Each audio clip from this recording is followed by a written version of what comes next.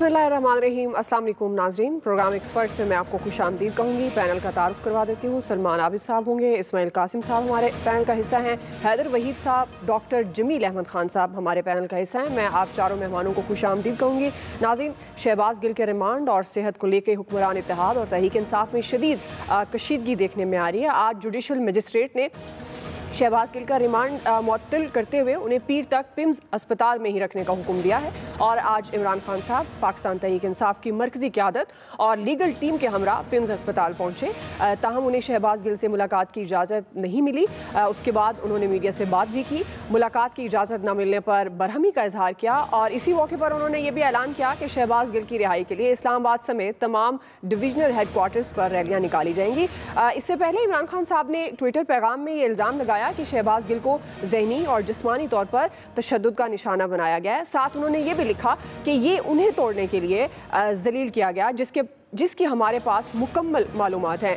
नाज़रीन, लेकिन अगर दूसरी तरफ देखा जाए तो पंजाब हुकूमत मैदान में आई है। हंगामा राई केस में अता तारड़ और राना मशहूद समेत 12 लीगी रहनुमाओं के वारंट गिरफ्तारी के बाद उन्हें गिरफ्तार करने का फैसला कर लिया गया है।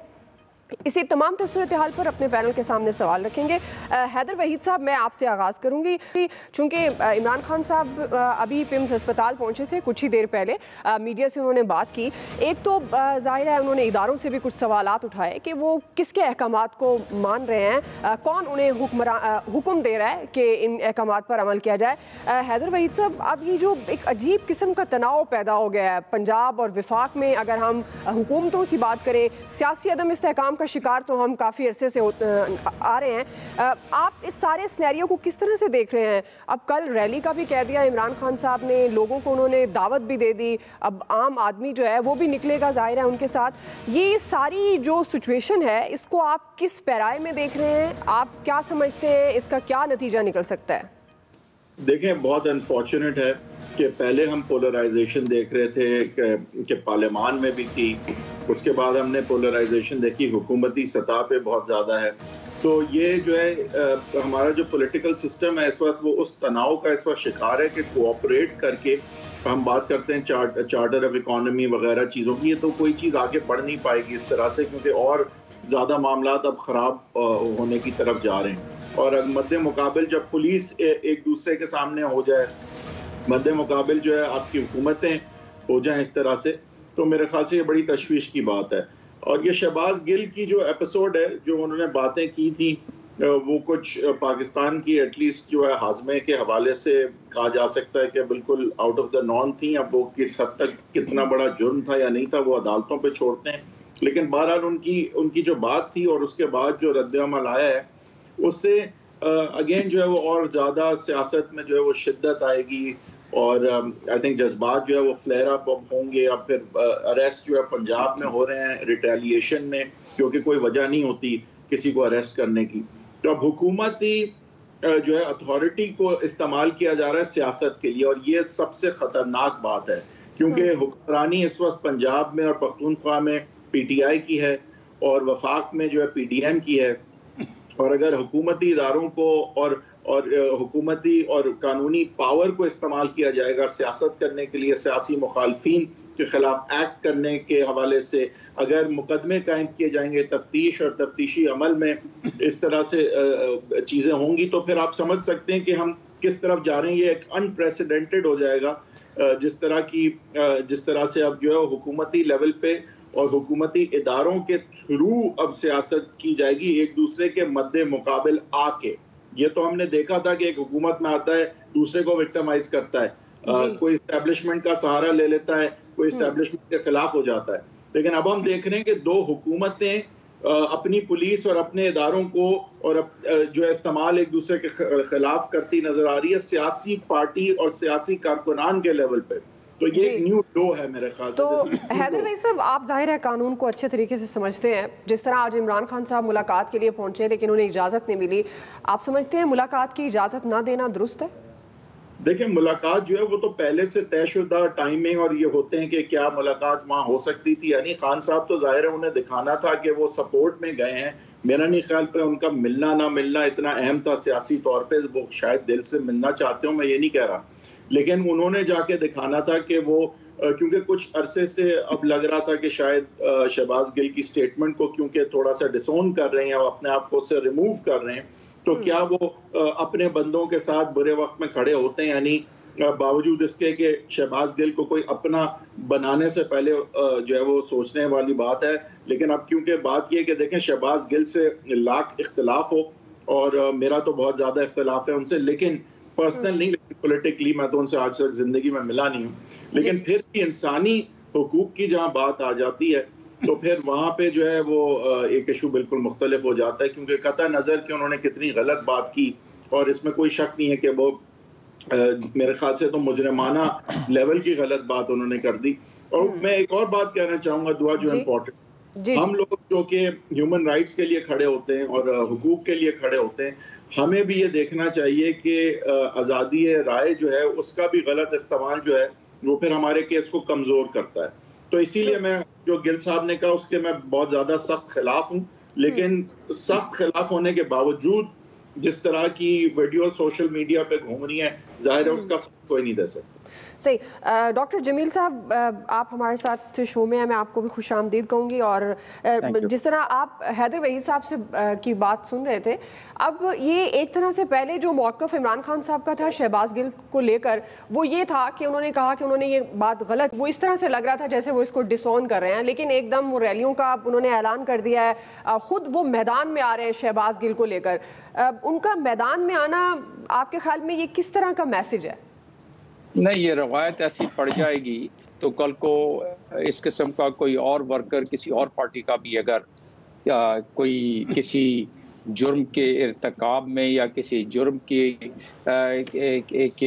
इल्ज़ाम में अगर किसी पर कानून अमल में आता है, तो इसका मतलब कल भी फिर इसी तरह बाकी पार्टियां भी करने शुरू करेंगी। इसका मतलब किसी ट्राइबल एरिया से जिसके पास 1000-2000 आदमी हो या 5-10 हज़ार आदमी हो, अगर उसको कभी कोई नोटिस चला जाए या कभी उसका कोई आदमी पकड़ा जाए तो उसको भी हम मोबिलाइजेशन कर लेंगे। हमारे मुल्क में पहले ही कानून की पासदारी उतनी नहीं है जितनी होनी चाहिए, और हमारे मुल्क में वो कहते हैं कि ख़ता किसी से हो सरजद सज़ा किसी को मिले, और मरीज़ जब्र हो कोई दवा किसी को मिले।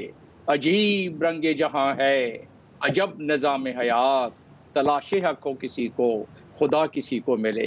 ये निज़ाम पहले से चल रहा है। उसके बाद सोने पे सुहागा अगर ये होने लगा तो फिर तो बड़ा तितर बितर हो जाएगा। गवर्नेंस जो हमारे मुल्क में इस वक्त चल रही है उससे पे हम कोई फ़ख्र नहीं कर सकते, और इससे अगर मज़ीद गवर्नेंस गिर गई तो हमारी जो इस वक्त सेहत है, माशी, सियासी, समाजी, दुनिया में हमारा इमेज जो इस वक्त चल रहा है वो इस बात का मुतहम्मिल नहीं हो सकता कि हम ऐसी मोबिलाइजेशन करें। हम इस किस्म के बाकी भी जो इस वक्त सियासी मामला चल रहे हैं, आप अंदाजा करें दुआ, हमारी जो इस वक्त सूरत हाल है, डेट टू GDP रेशियो हमारा 89%, तकरीबन 90% के करीब आ गया है, जबकि आपके कानून 60% से ज्यादा मुल्क आगे नहीं जाते हैं।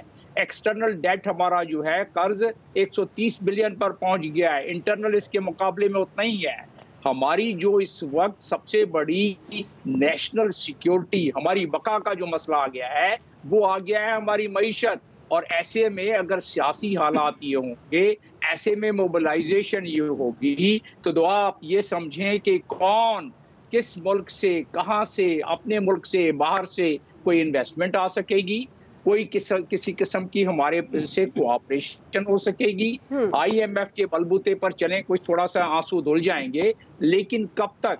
जो मैंने ये आपको अभी सूरत हाल बताई, उस सूरत हाल में 32 बिलियन की हम इंपोर्ट करते हैं, 81 बिलियन की इंपोर्ट करते हैं, 32 बिलियन की हम एक्सपोर्ट करते हैं। तो हमारी इससे ज्यादा भी मैं बहुत सारी बता सकता हूँ कि जो हमारी सूरत हाल है। उसके बाद जिस इदारे की हम अपनी आबियारी कर रहे हैं, जिस इदारे को हम इतने अरसे से पाल पोस रहे हैं, उस इदारे को कानून की खिलाफ वर्जी करते हुए इस किस्म की गुफ्तगू की जाए जिससे कि उस इदारे में फूट पड़ना शुरू हो जाए, तो ऐसी सूरत में इमरान खान ने बिल्कुल सही किया था शुरू में कि अपने आप को डिसएसोसिएट करना शुरू कर दिया था। लेकिन जब उनके जहन में क्या आया वो तो उनको ज्यादा पता होगा, लेकिन हम अगर बाहर से उसका तजिया करें तो महसूस ये होता है कि उससे काम पूरा नहीं बना या जो उनकी तवक्को थी, तो उन्होंने ये सोचा कि सियासी प्रेशर बड़ा हो सकता है, ये सोचा हो कि सियासी प्रेशर बढ़ाए, उससे कोई काम हो जाए। लेकिन ये तो दो ताकतें, सूबाई हुकूमत और मरकजी हुकूमत, और ये एक सरकारी इदारों के CSS ऑफिसर और दूसरे एक दूसरे के सामने अगर जबरदस्ती उनको खड़ा किया जाएगा।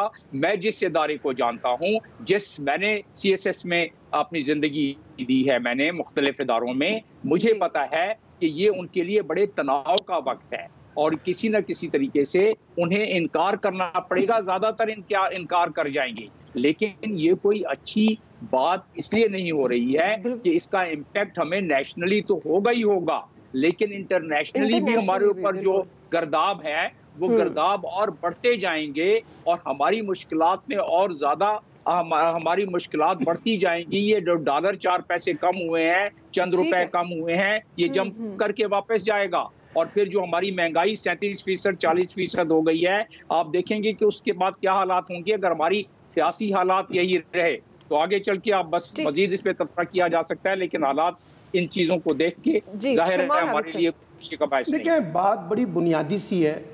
शहबाज गिल से जो जुर्म हुआ वो अपनी जगह, उसके लिए ज़रूर कानून अपना रास्ता निकाले, लेकिन जिस अंदाज से शहबाज गिल का केस डील किया जा रहा है और जो सलूक उनके साथ रखा जा रहा है, वो उस पर कई सवालिया निशान है। वफाकी हुकूमत ने इस पूरे केस को उस तरह से हैंडल नहीं किया जिस तरह से हैंडल किया जाना था। यही वजह है कि आज ज़्यादातर लोगों ने जो गुफ्तगू की है, इसको एक ह्यूमन राइट्स पर्सपेक्टिव में रखते हुए गुफ्तगू की है कि उनके साथ कैसे ट्रीट किया जा रहा है। क्या आपने वो फुटेज देखी है जो चीज़ें सामने आ रही हैं? दूसरी बात यह है कि हमारे यहाँ देखिए, पॉलिटिकल फोर्सेस चाहे वो गवर्नमेंट में हो या अपोजिशन में हो, हमेशा से पुलिस को अपने मकासद के लिए इस्तेमाल करती हैं। और यहाँ पर भी कल जिस किस्म का IG इस्लामाबाद ने इश्तिहार जारी किया है, उसको देख के तो मजाक लगता है। यानी वायलेंस किसी एक बंद कमरे में हुआ है और आवाम से शवाहिद मांगे जा रहे हैं, तो ये एक खुद कॉन्ट्राडिक्शन है।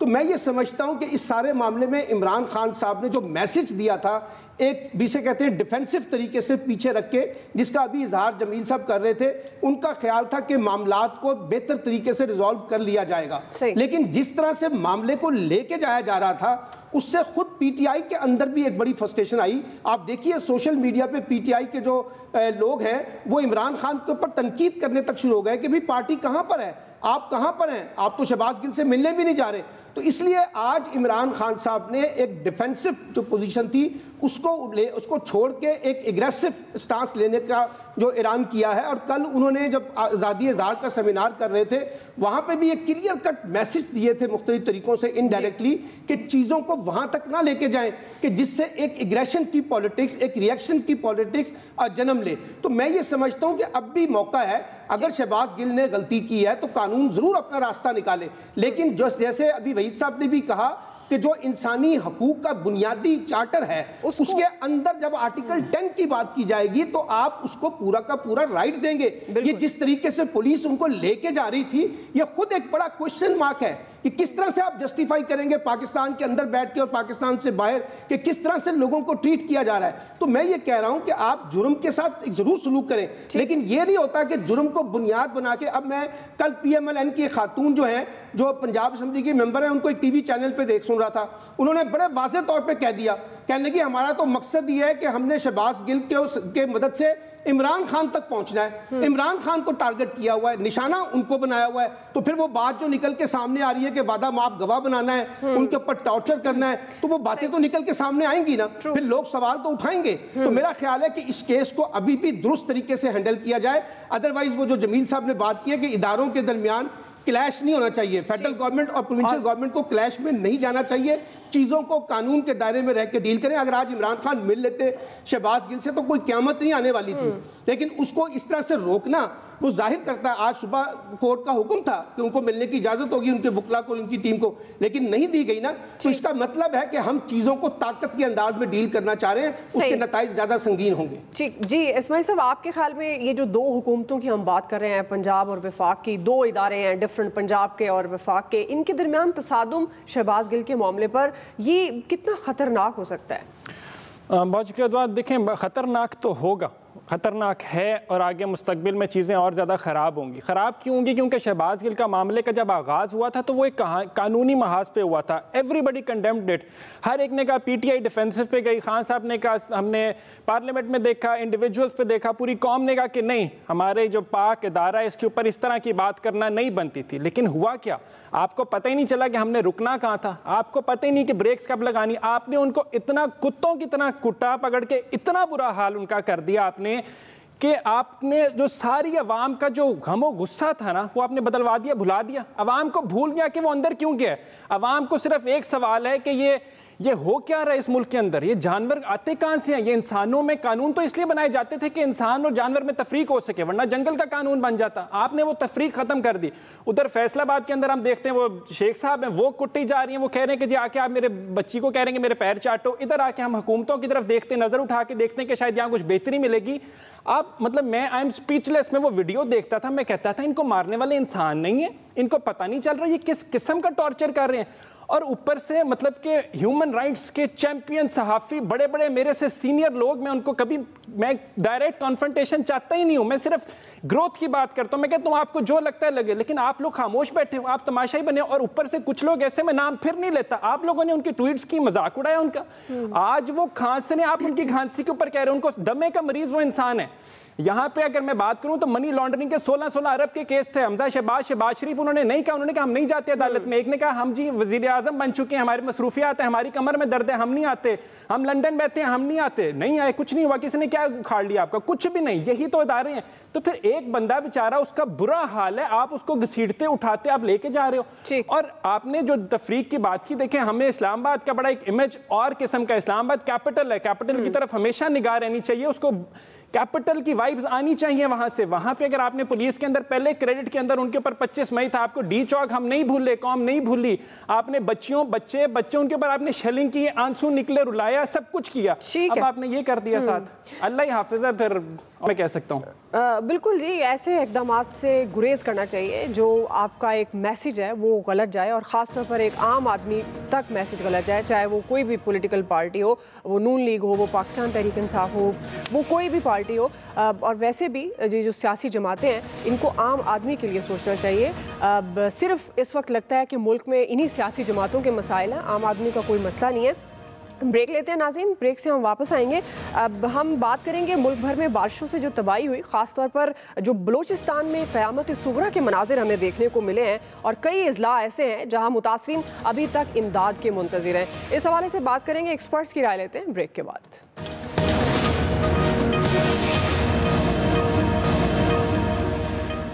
वेलकम बैक नाज़रीन। अभी हम बात करेंगे मौसमियाती तब्दीली के संगीन असरात की वजह से पाकिस्तान में गैर मामूली हद तक तवील और तबाहकुन साबित हो रहा है। ये स्पेल गिलगित बल्तिस्तान से लेकर कराची तक हलाकतों और तबाही का सिलसिला जारी है। हालिया बारिशों से पहले मुतासरीन शदीद परेशानी से दो चार थे, लेकिन जो बारिशों का नया स्पेल है मुतासरीन पर अजाब और कहर बनकर टूट रहा है। बहुत बड़े पैमाने पर नाज़रीन जानी और माली नुकसान हुआ। NDMA के आदाद शुमार के मुताबिक 14 जून से अब तक 103 अजला में 10 लाख से ज़ायद अफराद मुतासिर हुए, जबकि इस दौरान 649 अफराद की अमवात भी हो चुकी हैं।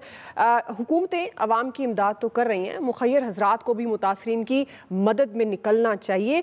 इसी से मुतालिक हम सवाल रख रहे हैं। जमील साहब, मैं आपसे आगाज़ करूँगी।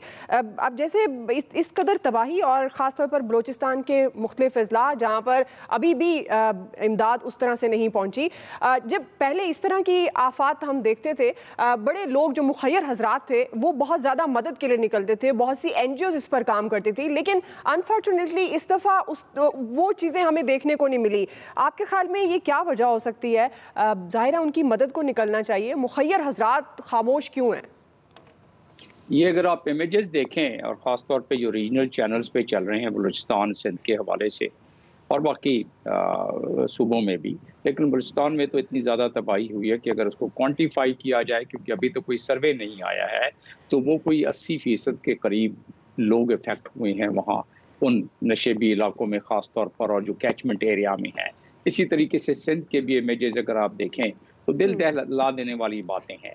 अब रहा सवाल कि मुग़य्यर हजरात इस पर क्यों नहीं करें। सबसे पहले तो हमने देखने है कि जो हमारा निज़ाम जो राइज है, जो मरवजा निज़ाम है, जो कि NDMA से शुरू होता है, PDMA पर आता है, PDMA से नीचे आता है डिस्ट्रिक्ट डिजास्टर मैनेज और फिर तहसील डिजास्टर मैनेजमेंट और उसके नीचे। तो इसकी पूरी किताबें बनी हुई हैं। जब मुल्क में सियासी भूचाल होगा, जब मुल्क में दूसरी अफरा तफरी होगी, तो आपकी सारी की सारी मशीनरी, आपके पहले सेगमेंट में भी ये बात हो रही थी और उसी का ताल्लुक आपके इस सेगमेंट से भी है कि पूरी की पूरी मशीनरी, जब आपने पूरी एनर्जी, पूरी कुव्वत, पूरी रिसोर्सेज, सारे अफसरान उस पर लगे होंगे, तो इस तरफ तवज्जो ज़ाहिर है वो नहीं दे सकेंगे। ये तो रही बात जो हाल में और अब हुई है। रहा सवाल कि ये हमारा वतीरा है। अब जब सैलाब आया है, जब बारिशें ज़्यादा बढ़ी हैं, आप देखें कि उन्होंने उन इलाकों में और उन गाँव में, उन देहातों में, उन डिस्ट्रिक्ट्स में ज़्यादा तबाही हुई है जहाँ आज भी आप देख रहे हैं। लेकिन हम उसकी प्रिवेंटिव मेजर्स, जो कि हमारे नेशनल डिजास्टर मैनेजमेंट प्लान का एक हिस्सा है, जिसे हमने इंटरनेशनली सर्कुलेट किया हुआ है, उसकी हम पासदारी और उसकी हम पाबंदी नहीं करते हैं। तो लिहाजा अगर उसको देखा जाए तो हमने प्रिवेंशन में क्या किया, हमने उसकी अभी रेस्क्यू और रिलीफ में, मुझे तो यहाँ सिंध में, मैं इस वक्त सिंध से और कराची से बात कर रहा हूँ, मुझे तो यहाँ उसका शाखसाना बहुत कम नजर आता है।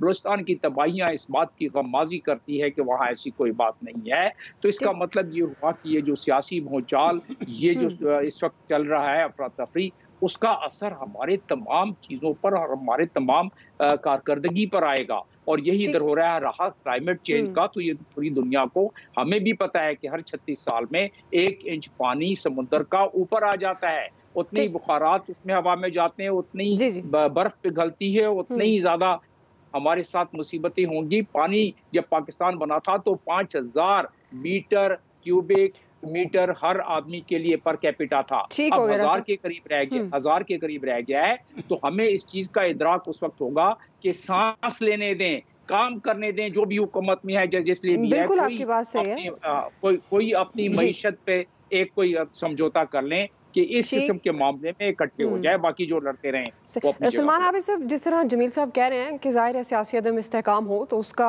असर तो पड़ता है तमाम इदारों पर। ज़ाहिर है आप सिविल सोसाइटी एनजीओज़ के सिस्टम को बहुत अच्छे से जानते हैं। पहले देखा जाता था बड़ी इमदाद इकट्ठी की जाती थी, आपके ख्याल में अब उनकी तरफ से भी खामोशी है? मुखय्यर हजरात जो इंडिविजुअल्स मदद करते थे वो भी खामोश है, क्या रीज़न है? तो बात ये ना कि एनजीओज़ के तो आपने गले घोंट दिए हैं माशाल्लाह, सारे के सारे। आपके इदारा जाती पॉलिसियों ने एनओसी के नाम पे सारी सिविल सोसाइटी ऑर्गेनाइजेशन को जितना तबाह किया है उसकी मिसाल नहीं मिलती। ये तो स्टेट पॉलिसी है जो अभी हम उसको भुगत रहे हैं, इसलिए आपको सिविल सोसाइटी ऑर्गेनाइजेशन अब आपको नज़र नहीं आएंगी, क्योंकि आपने तो उनके गले काट दिए हैं, आपने उनको तबाह कर दिया है। अब वो चीज़ें नहीं है, अब चैरिटी इदारे रह गए हैं जो चंद इसमें काम कर रहे हैं, वो करते रहेंगे। लेकिन एक बुनियादी बात है, सिर्फ मसला जो है ना पॉलिटिकल स्टेबिलिटी का नहीं है। ये जनरल मुशर्रफ के दौर में बने थे ना, एनडीएम में, पीडीएम में, डीडीएम में। सवाल ये है कि पाकिस्तान के अंदर जो भी हुकूमत आती है, क्या उसकी तरजीह होती है कि वो इदारों को मुस्तहकम करना चाहती है? कितने उन्होंने मुझे बताइए एनडीएमए को मुस्तहकम किया, पीडीएमए को किया, डीडीएमए को किया। और जो सैलाब है ना, इसको डील करने का जो सबसे मौसर इदारा था वो तो डीडीएमए था, डिस्ट्रिक्ट मैनेजर। अच्छा होता क्या है, जब सैलाब आता है तो हम फौरी तौर पे रिएक्ट हो जाते हैं, और जो सैलाब आने से पहले जो प्रिवेंटिव हमें इकदाम उठाने थे उसके ऊपर हमारी तवज्जो ही नहीं है। मसला यह है कि आज भी इन चीजों को डील करने के लिए हमारी गवर्नमेंटों की डायरेक्शन ना होने के बराबर है, और हमें जो काम करना चाहिए था ठोस बुनियादों पर वो हमने किया ही नहीं है, उसकी सजा भुगत रहे हैं। ठीक हो गया। मैं बस वक्त थोड़ा कम है, मैं इसलिए चाह रही थी क्विकली हैदर साहब और इस्माइल साहब का भी कमेंट ले लूं। जी हैदर भाई साहब, आप क्या समझते हैं, क्या इदारों को हम मजबूत नहीं कर पाए या हमारा सियासी अदम इस्तेहकाम है? मुखय्यर हजरात को तो निकलना चाहिए था ना। देखें, एक तो बलूचिस्तान जो है उसका लगता है कि फेडरल गवर्नमेंट के लिए भी और बाकी इंस्टीट्यूशंस के लिए भी शायद वो उस तरह की प्रायोरिटी नहीं है, क्योंकि वहाँ पॉलिटिकल कैपिटल उस तरह का नहीं है जितना कि ह्यूमन कैपिटल जो है वो क्योंकि वहाँ कम है। लेकिन हर इंसान की ज़िंदगी और हर पाकिस्तानी की ज़िंदगी एक बराबर है रियासत के लिए। तो ये अफसोसनाक बात है कि हम बलूचिस्तान को नज़रअंदाज करते हैं। लेकिन अवलीन बात यह कि 4 million people we add every year, इस पॉपुलेशन ग्रोथ के साथ एक ऑलरेडी नाकिस इंफ्रास्ट्रक्चर जो है वो कीप अप नहीं कर पा रहा है। और इसमें कोई शक नहीं, हमारा tax to GDP ratio India से भी आधा है। हम जो है वो टैक्स करते नहीं, ना हम टैक्स करते हैं एग्रीकल्चर को, ना हम करते हैं दीगर सेक्टर्स को, शुगर और दीगर जो सब 0.1% के जो बिजनेसेस हैं उन्हीं को सब्सिडीज, उन्हीं को जो है वो एडवांटेजेस मिलते रहते हैं। तो हमारी जो प्रायोरिटी है उससे वो आमदनी इस मुल्क की है ही नहीं कि हम अपनी पॉपुलेशन को पाल सकें। ये सिंपल सी बात है, बुनियादी चेंजेस ना हुई तो आगे और बदतरीन जो है हालात ही हो सकते हैं। जी इस्माइल साहब क्विकली। देखिए मैं तो क्विकली बस एक पैगाम देना चाहूँगा। Last I want to ask everyone कि जो भी जिस हद तक भी कंट्रीब्यूट कर सकता है करें। हमने पास्ट में भी देखा है कि पाकिस्तानी अवाम जितना मर्जी भी डिवाइडेड हो, पोलराइज हो, जब कोई सानहा हो जाए, कोई मसला आ जाए, फ्लडिंग हो जाए, तो वो सारे इकट्ठे होते हैं और बढ़ चढ़ कर एक दूसरे की मदद करते हैं। तो मैं कोशिश यही करना चाहता हूँ, मैसेज देना चाहता हूँ कि सारे अभी भी निकलें। 26 में से 18 डिस्ट्रिक्ट ऐसे बलूचिस्तान के जो क्लेमिटी हिट जिनको इस टाइम कह दिया गया है, तो आई डियरली होप, दुआएं उन सबके लिए कि वो इस सारे मामला से बेहतर तरीके से हल कर सकें और बेहतरी की उम्मीद की जाए। इसी मैसेज के साथ हम प्रोग्राम को क्लोज करेंगे। आप तमाम मेहमानों का बहुत शुक्रिया। आज के एक्सपर्ट से इतना ही। फीडबैक दीजिएगा नाज़रीन। ख्याल रखिए। अल्लाह।